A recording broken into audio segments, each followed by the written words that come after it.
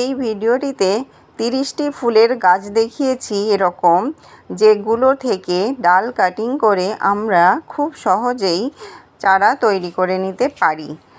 আর এই চারাগুলো তৈরি করবার জন্য কি মিডিয়া ব্যবহার করব সেটাও বলে দিয়েছি এই ভিডিওতে। তো ভিডিওটা স্কিপ না করে পুরোটা দেখুন। আর ভিডিওর শেষের দিকেও রয়েছে একটা খুব সুন্দর সবজির গাছ। একটা ছোট্ট গাছেতে দেখবেন প্রচুর পরিমাণে ধরে রয়েছে সবজি। তো কি সেই সবজি সেটাও দেখিয়েছি এই ভিডিওটিতে। তো বেশি দেরি না করে চলুন 30টি গাছ আর আমার সেই সবজি কী সেটা দেখে নিই।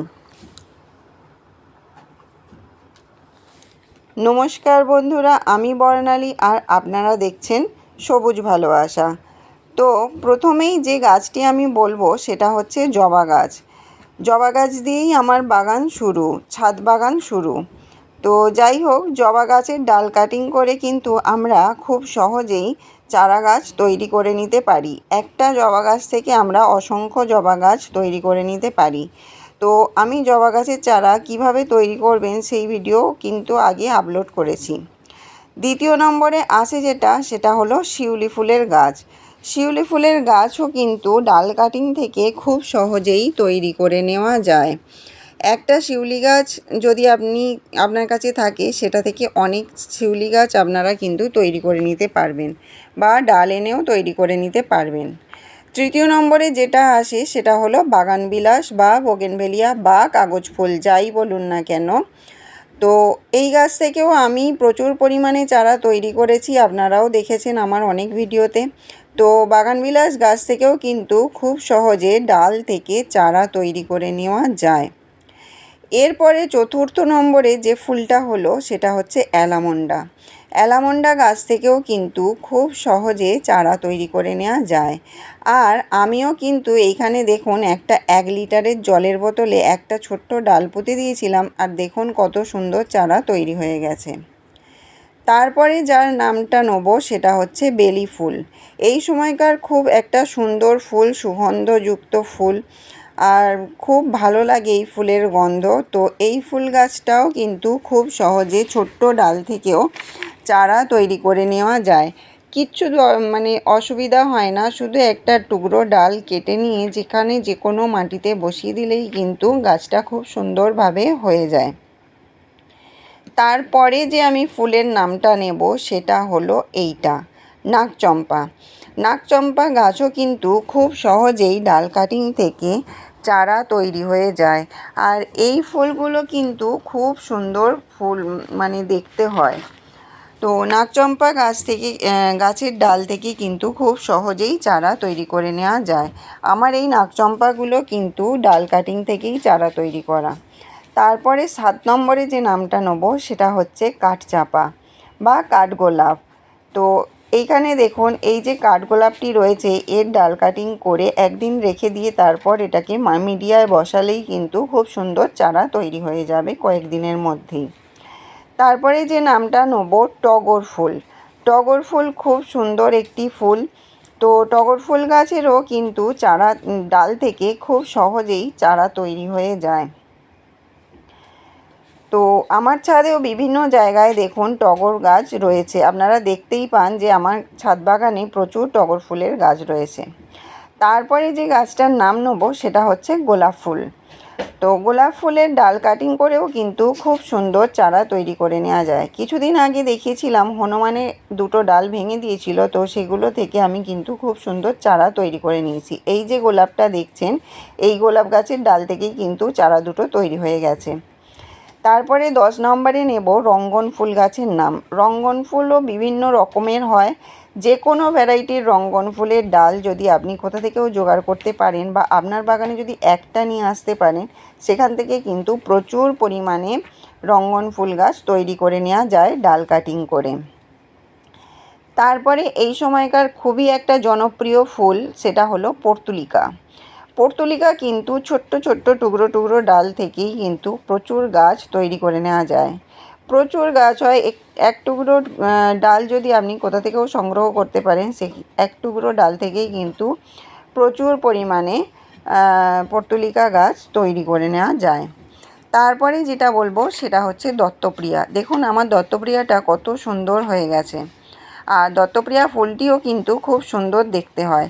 আর এই গাছের ডাল কাটিং থেকেও কিন্তু খুব তাড়াতাড়ি চারা তৈরি করে নেওয়া যায়। তারপরে বলবো কাঁটা মুকুট বা মেলি ফুল।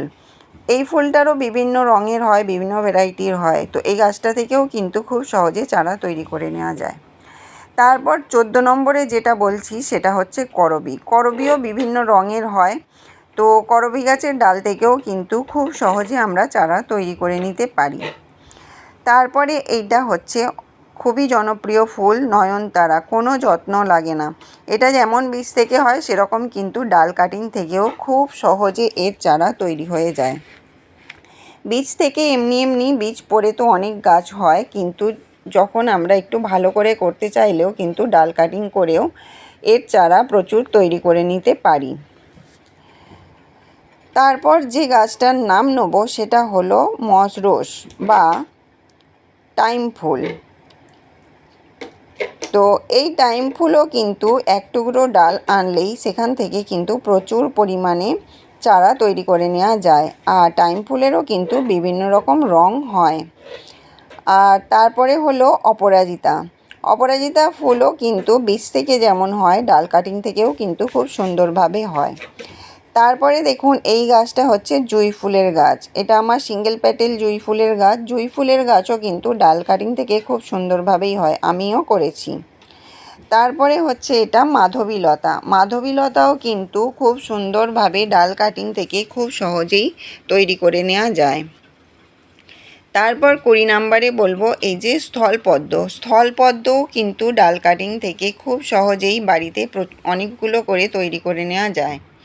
তারপরে যেটা বলবো সেটা হচ্ছে কলকে ফুল। আমার ছাদ বাগানে প্রচুর কলকে ফুল রয়েছে, কলকে ফুলের গাছ, তো এটাও কিন্তু ডাল কাটিং থেকে সহজে তৈরি করে নেওয়া যায়। তারপরে বলবো আকন্দ। যে কোনো আকন্দ ফুলের গাছ কিন্তু ডাল কাটিং থেকে খুব সহজে তৈরি করে নেওয়া যায়। তারপরে বলবো 23 নম্বরে ডালিয়া। ডালিয়াও ডাল কাটিং থেকে খুব সহজে সুন্দরভাবে তৈরি করে নেওয়া যায়। তারপর বলবো গাঁদা। গাঁদা তো আপনারা জানেনই যে ডাল কাটিং থেকে গাঁদা খুব সহজেই তৈরি করে নেওয়া যায়। আমরা শীতের জন্য ডাল কাটিং থেকে গাঁদা কিন্তু প্রচুর পরিমাণে তৈরি করে থাকি। তারপর বলবো কাঞ্চন। কাঞ্চন ফুলেরও বিভিন্ন রঙের হয়ে থাকে, কাঞ্চন ফুলও বিভিন্ন রঙের হয়ে থাকে, তো সেগুলোও কিন্তু ডাল কাটিং থেকে খুব সুন্দর চারা তৈরি হয়। তারপর 27 নম্বরে বলবো নিশিপদ্ম। দেখুন আমারও এটা কিন্তু এরকম একটা পাতা থেকেই এই চারাটা তৈরি করা। তো নিশিপদ্মও কিন্তু এইরকম পাতা থেকে খুব সুন্দরভাবে গাছ হয়ে যায়। তারপর বলবো চন্দ্রমল্লিকা। সবাই জানেন চন্দ্রমল্লিকার ডগ পুঁতেই কিন্তু চারা তৈরি করা হয়, শীতের গাছ প্রস্তুত করা হয়। তো চন্দ্রমল্লিকারও ডাল কাটিং থেকে খুব সহজেই আমরা চারা তৈরি করে নিতে পারি। তারপর যেটা বলবো সেটা হচ্ছে বৃন্দাবনী টগর। দেখুন বৃন্দাবনী টগর হচ্ছে এই ফুলটা, খুব সুন্দর দেখতে হয়, একটা থাকলেই কিন্তু প্রচুর এইটা থেকে চারা তৈরি করে নেওয়া যায়। আমিও দেখুন এটা কিন্তু একটা ছোট্ট ডাল থেকেই চারাটা তৈরি করে নিয়েছিলাম। এই যে দেখুন একটা জলের বোতলে 2 লিটারের জলের বোতলকে কেটে তাইতে একটা ছোট্ট ডাল বসিয়ে দিয়েছিলাম, আর সেটা থেকেই কি সুন্দর চারা তৈরি হয়ে গেছে। তারপর 30 নম্বরে লাস্ট যেটা বলবো সেটা হচ্ছে কল্যাঞ্চো। কল্যাঞ্চোও কিন্তু ছোট্ট ছোট্ট ডাল কাটিং করে আমরা প্রচুর পরিমাণে চারা বাড়িতেই তৈরি করে নিতে পারি। আর এটা থেকে কিন্তু শীতকালে খুব সুন্দর ফুল হয়। সারা বছর এটা থেকে চারা তৈরি করে নেবার পর শীতকালে কিন্তু এটা খুব সুন্দর ফুল দেয়। তো এই ছিল 30টা গাছের নাম, যেটা থেকে ডাল কাটিং করে খুব সহজেই আমরা চারা তৈরি করে নিতে পারি। তো এবারে বলি মিডিয়াটা কি তৈরি করতে হবে। মিডিয়াটা সমপরিমাণে তৈরি করতে হবে। সমপরিমাণে নিতে হবে মাটি, বালি আর ভার্মিকম্পোস্ট। অর্থাৎ 1 বাটি যদি মাটি নেন, 1 বাটি ভার্মিকম্পোস্ট আর 1 বাটি বালি, এই তিনটেকে খুব সুন্দরভাবে মিশিয়ে নিতে হবে। নিয়ে তাইতেই এই ডালগুলো বসিয়ে দিতে হবে, মানে যে ডালগুলো আপনারা কাটিং করে চারা তৈরি করতে চাইছেন তো সেইগুলো বসিয়ে দিতে হবে। তাহলেই কিন্তু খুব সহজে আর খুব কম দিনে চারা তৈরি হয়ে যাবে। এবার যে দেখাবো বলেছিলাম যে আমার একটা সবজি গাছ যেখানে একটা ছোট্ট গাছে প্রচুর পরিমাণে ফলন হয়েছে। তো সেটা হলো এটা বেগুন গাছ। দেখুন একটা ছোট্ট বেগুন গাছে 8টা বেগুন ধরে আছে। আর বেগুনগুলো দেখুন কত সুন্দর, একদম পরিষ্কার, মানে কোনো পোকা নেই, কিছু নেই, দোমড়ানো নয়। দেখুন কত সুন্দরভাবে বেগুনগুলো কিন্তু ধরেছে। এই বেগুনগুলো কিন্তু অনেকটাই বড় হয় আর তারপরে তুলি। এখন সবে ধরেছে। দেখুন একটা ছোট্ট একটুখানি গাছটা দেখে নিশ্চয়ই বুঝতে পারছেন যে এই গাছটা আমি অনেকবার আপনাদের সঙ্গে দেখিয়েছি, আর এই গাছটা থেকে আমি অনেকবার একটা দুটো করে বেগুনও তুলেছি। তো কত বেগুন হয়েছে একটা ছোট্ট গাছে। তো এই ছিল আমার আজকের উপস্থাপনা। আপনাদের কেমন লাগলো জানাবেন। যদি ভালো লেগে থাকে লাইক করবেন, কমেন্ট করবেন, শেয়ার করবেন।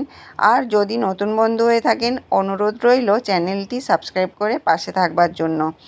আপনারা সবাই খুব ভালো থাকবেন, সবুজের সঙ্গে থাকবেন, সবুজকে ভালোবাসবেন, এটাই হলো প্রধান উদ্দেশ্য।